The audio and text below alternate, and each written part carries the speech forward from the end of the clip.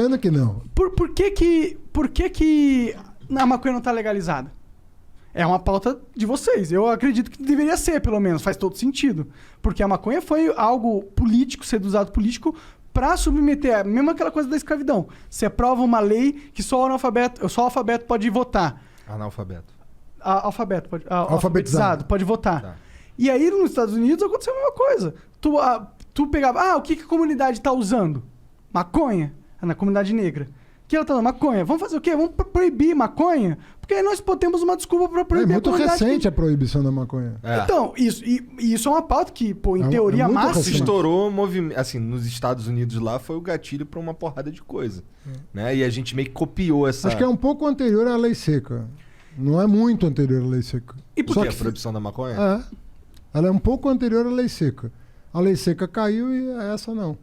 Então por que o PT não batalhou nesse sentido, por exemplo? Porque uma das frustrações do gordinho médio do Brasil é que, porra, o PT fala que tem essas pautas de esquerda, mas milhares de pautas de esquerda que são muito importantes, ele não deu... Não lutou, tá ligado? Tipo, ele lutou nessa questão da maconha. Na época, a Dilma deu isenção de impostos para as maiores empresas do mundo, do Brasil, tá ligado? Então, tipo, é meio... Você fala, porra, mano, fala uma coisa... É legal, mas e aí? Eu quero fumar maconha. Eu não posso nem fumar no meu programa minha maconha sem ter que ir lá na polícia, literalmente. Falar com o delegado, responder, dar depoimento. É a situação do meu país agora. Você sabe, tem uma... Primeiro assim, você escolhe as brigas que você vai comprar. Né? E você escolhe com base na tradição que você veio. Né? O que é o Lula? O Lula é um trabalhador, torneiro mecânico, né? Fez curso de torneiro mecânico no Senai, conseguiu um emprego legal, progrediu, que era um bom operário, se tornou uma liderança sindical depois, e aí vocês conhecem a história. Mas a cabeça do Lula é uma cabeça muito do cara que veio do Nordeste com fome, muito, muito, muito. O Lula, eu diria para você que são 3 coisas que marcam muito a formação do Lula. Na minha visão, pode ser que ele ouça isso aqui e fale, porra, você não entendeu nada, né? Porque é ele que tem que dizer dele, mas como eu vejo? Eu vejo o Lula com 3 coisas que marcaram a vida dele. A fome, a vinda com a mãe, os irmãos, sem pai, o caramba, né? Do Nordeste, pau de arara, vender amendoim, engraxar sapato, essas coisas, marcou. 2, o fato de não ter estudado, era uma coisa... doída para ele, não ter estudado. 3, o avanço do movimento sindical. A luta dos trabalhadores no movimento sindical. O fato de que a luta permite dividir melhor o produto, o resultado da produção. Eu diria para você que o Lula tem essas 3 coisas muito na cabeça dele, que é a história de vida dele. Veja você que para cada uma dessas angústias, vamos dizer assim, ele fez as maiores ações do governo dele. Combater a fome, ninguém deixar de comer, abrir a porta da educação para o pobre, sobretudo no nível superior, que ele gostaria de ser economista e não é, e que o trabalhador tivesse dignidade no emprego, recebesse um salário mais digno. E no governo dele, todo ano, o trabalhador avançava um pouquinho em umas casas e podia comprar mais, podia viver melhor. É o tal da picanha com a cerveja que ele brinca, né? Uhum. É a vida dele. Ou seja, se ele fosse maconheiro, a maconha estaria liberada. O que eu quero dizer é o seguinte, por que é importante você ser um democrata? Porque você vai se reger muito pela tua história de vida. E por que eu disse para você que era importante um pobre chegar ao poder, muitas vezes? Porque ele carrega com ele uma história de vida que às vezes o rico não tem. Sobretudo o herdeiro. Sobretudo o herdeiro. A gente falava aqui de herança agora há pouco, né? Sim, porque o herdeiro não teve que ficar rico. Né? O herdeiro é um caso à parte, porque um self-made man, eu concordo com você, meu pai era um self-made man, acabei de falar. Era um cara que plantava trigo e grão de bico no Líbano e veio aqui ser comerciante na 25 de março. Ele foi considerado, entre aspas, um cara rico, pô. Um cara que só se vestia de cromo alemão, sapato de cromo alemão, terno de casemira inglesa, a melhor tricoline. Meu pai era um cara da roça, elegantíssimo. Você olhava pro cara, parecia um lord inglês. Self-made man. Viveu a vida dele. Curtia bons restaurantes, ganhou, pagava os seus impostos e ganhava dinheiro e tudo bem. Gostava, entendeu? Vamos contar. Mas você leva pro governo a tua realidade, a tua vida. O meu pai adorava o campo. Por quê? Porque até os 24 anos ele pisou na terra, porra. Era a vida dele, a terra. O meu pai, a gente tinha família no interior, todas as férias a gente passava no interior de São Paulo. Por quê? Porque ele via lá, ele ia pra fazenda dos meus tios. Ver o café crescer, ver a laranja crescer, ver a cana crescer, ver o gado engordar. A vida dele.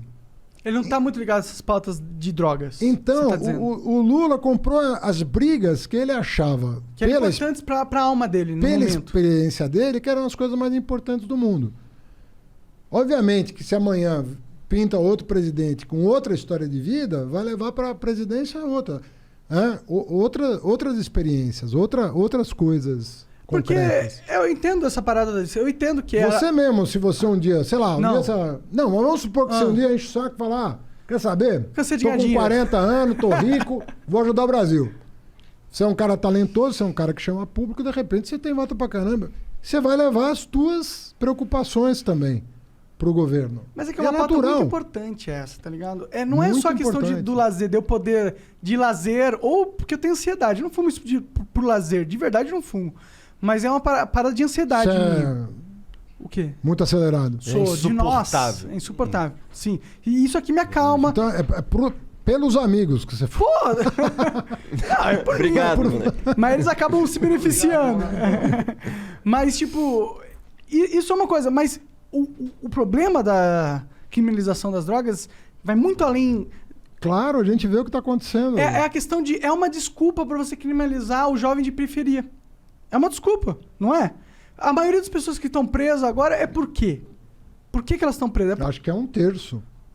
Deve ser tráfico, deve ser algo assim. E é algo que, pô, Não, a e o gente grande não- traficante não está preso. Claro isso que é que o a gente AS, sabe. deu desculpa. O grande traficante não está preso. Sim, exato. Então, pô, não é uma pauta que tem a ver só, o Lula não é da... É uma pauta importante até para as pessoas. Tem pessoas perdendo a liberdade. Outra coisa importante, eu ia dizer, primeiro é assim, a tua história de vida. A segunda coisa que te faz comprar as brigas é a chance de sucesso. Sabe? Sim, o Brasil é muito conservador nesse sentido. Muito.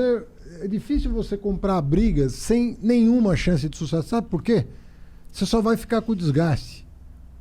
Ninguém vai te cumprimentar porque você tentou. Mas será que se você essa perdeu. tentativa não cria chance no futuro? Olha, a impressão que eu tenho é que essas pautas mais delicadas, que mexem com valores, que mexem com o imaginário das pessoas sobre família, sobre segurança da família, sobre...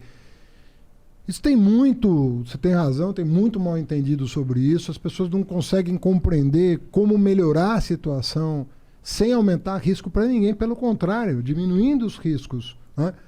Então tem muita incompreensão sobre isso. E é um processo... O Brasil, certamente, na América do Sul, talvez seja um dos países mais atrasados na discussão dessas agendas. Mas você vê que o nosso Congresso, qual a chance de vingar hoje, na circunstância Será que não atual? tem? Se mostrar o quanto que os gringos estão ganhando dinheiro com essa porra. É Hoje muita no grana. Congresso, É muito zero. imposto, velho. É muito... Sabe quanto de imposto a Califórnia ganha por mês? Só de venda de maconha é 3 bilhões de dólares, meu irmão. Por mês? Por mês. Dá 36 bilhões de dólares No por ano. ano. É o que eu tô te falando. O Uruguai É do agora mundo foi nessa mundo. linha. Porque é o É seguinte, que o Uruguai, eu tava falando pra você ele. sabe qual foi o erro do Uruguai também, né? O erro? É, O você sabe. Estado Você não sabe? controla a produção, caralho. Ah, isso eu não sabia. É um erro do Uruguai. O Uruguai. Tipo, hoje o em dia, se eu Estado quiser controla- plantar na minha casa e vender, eu não posso. Eu tenho que ter uma autorização. Tem que ser uma farmácia pra vender, entendeu? Isso é muito ruim. Porque o que Não acontece? é como na Holanda. Não, como nos Estados Unidos. Você restringe demais a demanda. Quando você. A oferta. Quando você restringe a oferta, o que as pessoas vão fazer? Tem uma demanda. Se a oferta legal não supre a demanda vai comprar ilegalmente. Você sabe que teve uma lei em 2006 que queria flexibilizar o lance do porte, né? Do cara com baseado não ser preso. E a lei tinha essa intenção, mas ela foi escrita de um jeito que deu mais poder ainda para a repressão ao invés de gerar o efeito contrário, gerou o efeito de merda. Reforçar a repressão. E aí você teve mais prisões. Hoje você está com as penitenciárias lotadas e você vai ver assim, bom, é o traficante que eu peguei? Não, é o cara que estava com um bequezinho ali na esquina e que ele era negro, tomou ele um tapa na orelha, respondeu às vezes para a autoridade, já foi por desacato, já deu a confusão toda. Não tem uma estatística que 50% dos casos não foram nem julgados ainda? Ah, é 40%. Que absurdo! Eu tô na cadeia, eu não sei nem por que eu tô na cadeia, o Estado nem sabe por que eu tô na cadeia, o Estado nem foi averiguar o porquê eu tô na cadeia, se tá justificado eu estar na cadeia, não tá justificado. Não é um absurdo isso? E a guerra contra as drogas é um grande combustível dessa parada, entendeu? Imenso. Mas... Não, tem muita coisa. Agora, é fruto também de amadurecimento da sociedade. A sociedade brasileira é muito conservadora, né? Se a gente fizesse um plebiscito, tu acha que ia ser... Não acho. Já teve várias pesquisas sobre isso. É. Pior que eu também acho que não liberariam. Bom, então aí nesse caso, não dá pra gente forçar, né? Se você... Não dá pra forçar, dá pra gente conversar com as pessoas e explanar os motivos pelos quais seria muito mais inteligente a gente legalizar. Existem vários caminhos para ir abrindo um pouco essa discussão. O primeiro caminho é da sociedade. A sociedade e mudando a cabeça e vendo assim, o que é melhor para a sociedade. Essa mortandade que está acontecendo aí em torno de uma coisa... Né? Normal, como o álcool, natural. Que faz menos mal às vezes que o álcool. Menos mal, com certeza. Dependendo da quantidade que você ingere, muito pior. Não tem overdose de maconha, mas tem overdose de álcool. Pois é, mas o que eu quero dizer é o seguinte. Primeiro, assim, quando a sociedade amadurece, como vários países do mundo aconteceu. Segundo, quando o Congresso está mais aberto a esse tipo de discussão, sem a malandragem de botar o dedo na cara de um cara que está defendendo uma posição, dizendo que você é contra a família, você é contra isso, você é contra aquilo, você é maconheiro. Porra, às vezes o cara tá falando, cara, esse não é o caminho. Não é esse o caminho. Eu nem fumo essa porra. Eu não quero ficar prendendo jovens negros de periferia. É isso. Então se um cara fala, eu nunca botei maconha na boca, mas eu sou contra prender um cara que pôs, o cara já vai ser taxado de maconheiro, já vai perder voto, já vai isso, já vai aquilo. Então, já vai... o Eduardo Jorge, né? Já vai por aí. Terceiro ponto. Em alguns países, as cortes constitucionais decidiram. Com que alegação? O direito de minoria. Fala, pô, o monarca aqui não está fazendo mal para absolutamente ninguém. Se ele fizer, ele vai responder pelo ato. Mas isso que ele está fazendo aqui pode estar fazendo mal para ele. Mas ele não está fazendo a partir disso mal para ninguém. Se ele matar alguém, se ele matar alguém, vai responder por homicídio. E talvez até agravado pelo fato de ter... entorpecido no momento. De ter ingerido entorpecente.